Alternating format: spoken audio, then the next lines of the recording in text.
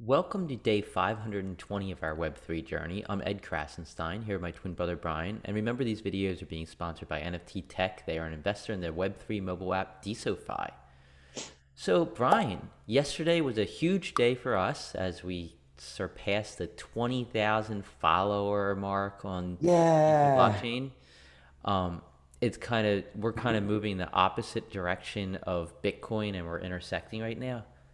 yeah, we kind of met at 20,000, and it's been a journey. I mean, we've been here for 520 days or so. I think that a a massive amount of these followers are not currently active, but I do believe that if Deso does kind of make this resurgence that we hope they make in the coming months, I think that a lot of these followers will be back. I think they'll be active. I think they'll be coming to check on their accounts, coming to see if they got any diamonds, any tips, if if anybody's buying their creator coin, if creator coins pick up again. So although it is kind of pessimistic that probably only about 5% of our followers are actually active on a weekly basis. I think that things can change. And when they do, this is a very sticky protocol because there is money involved and people are going to constantly want to be checking on things. Yeah, I agree. I agree 100%. So yeah, so 20,000, thanks to everybody, all 20,000 of you DSOers and BitClouders. It's been a journey, and here's to the next 200,000. Yeah, we've met so many great people. Of those 20,000 followers, we probably met like, I don't know, maybe 1% of them. What do you say? 1%? Maybe Probably, probably about no. 200 of them. That Yeah, makes one about one makes percent, sense. right? That'll be 1%. And Yep. they're all great. Hopefully, hopefully Bitcoin, I mean BitClout. I mean, wait, what am I saying? I think I'm just really tired this morning. Hopefully Deso takes off and maybe we'll get a chance to meet 20,000 of them one day.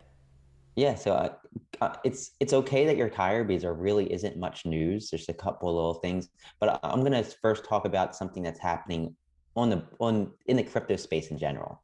And Grayscale, they disclosed yesterday that there have been SEC queries regarding some of their crypto coins that they hold in trust. And these queries, it appears, have centered around three particular cryptos that they deal with, and that is Stella, uh, Zcash, and Horizen, or Stellar. I said Stella, Zcash, and Where's Horizen. Thor Torrens? Thor Torrens I is know Thor should be on our Zcash. show to talk about this right now. Thor, where Thor are you? Torrens is a big Zcash fan, and maybe he'll chime in. But what Grayscale says is that these three cryptos may currently be a security based on the facts as they exist today. And this came after the SEC, the Securities and Exchange Commission, uh, started asking them questions over the way they analyze specific cryptos and determine if they're securities or not. Now, Zcash, Stellar, and Horizen are only a small fraction of what Grayscale deals with. It's about $40 million out of $18.7 billion. So it's like 1/500th of the crypto that they hold in trust. So it's not a huge deal for Zcat or for Grayscale, but it is a huge deal for crypto in general because it does show that the SEC is trying to figure out what's going to be deemed a security and what's not. Ultimately, I think in the long run, when the SEC deems some of these as securities, I think it's going to be good for the crypto space. I know people get a little disturbed when they start hearing this, like, oh, they want to regulate this, they want to regulate this, they want to regulate this. But ultimately, that's going to happen. And I think all that does is help legitimize some of these cryptos. Yeah, and it's interesting. So if they did deem, say, Zcash as a security, then how's that going to affect the price? How's it going to affect use cases? Is it going to be nearly impossible to buy and sell it? I don't know. I think that's a question that has yet to be answered. But I think we're going to find out and probably find out sometime this year or next year. Yeah, definitely. So moving on to the Deso blockchain, yesterday Stargazer pointed something out, and I think this is something that a lot of the community has some concerns about. He pointed out that there's some major mempool issues taking place on the Deso blockchain. He noticed that some of his posts had vanished, as did some diamond showers he received or gave. I think he had some diamond showers he received. Some discussions he had and some comments he made. So they just vanished. Michelle Lord said that she actually diamonded and liked one of his posts, and those diamonds and likes vanished as well. Um, where do these diamonds go? Do they get recredited back in your account? I assume so, but I guess I can't really say for sure. This isn't the first time this has happened. It seems to like this has been happening sporadically since the hypersync update several months back. Lazy Nina did respond though. Lazy Nina said, "We're aware of the issue and take lost transactions very seriously. We have engineers on the core team monitoring mempools and block mining 24/7 and are alerted whenever there is an issue.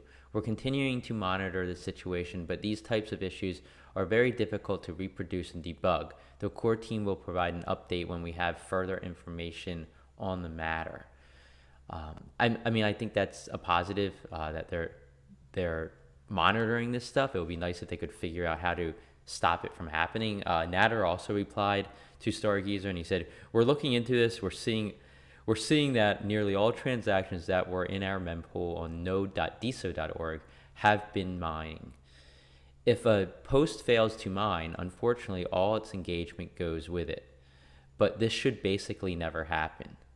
It's not never happening. I guess you could say, I don't even know you can actually say it's basically never happening because it has been happening. It's not something that's happening constantly where like everybody's posts are being deleted, but every now and then it is happening.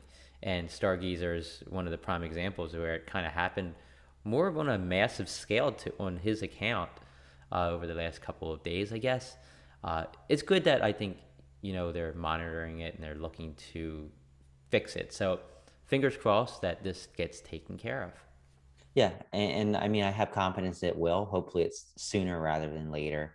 Uh, and I just want to say thanks, Stargazer, for pointing this out. I think that bringing these things up are super important because who knows if it would go longer otherwise. So thanks, Stargazer.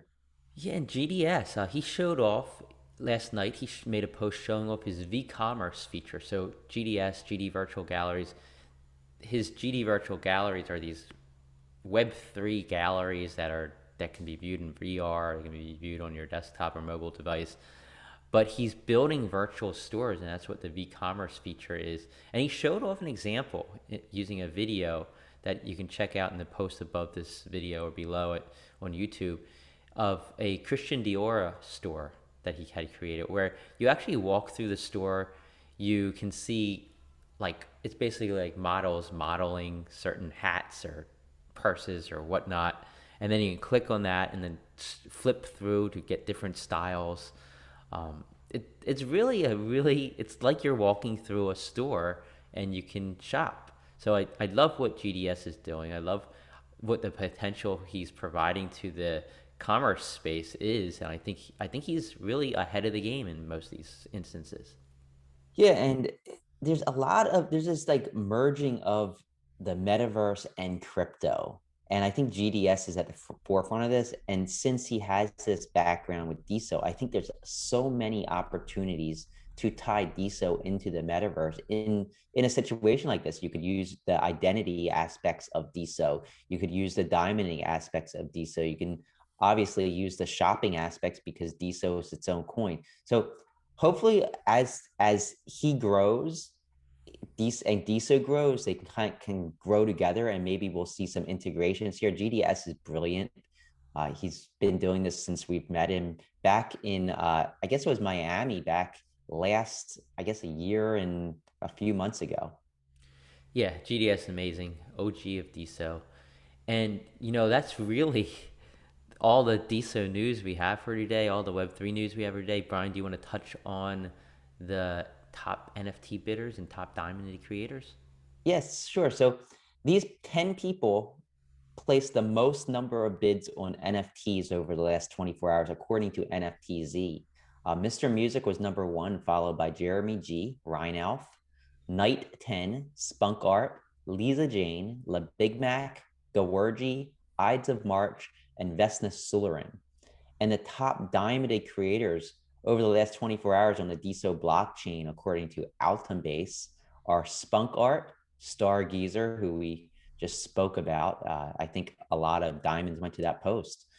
Now and then, Rihan Ree, Shady Acres, Krasenstein, which is us, BitClout Artist, Felipe Tahiti. Uh, is it Philip Tahiti?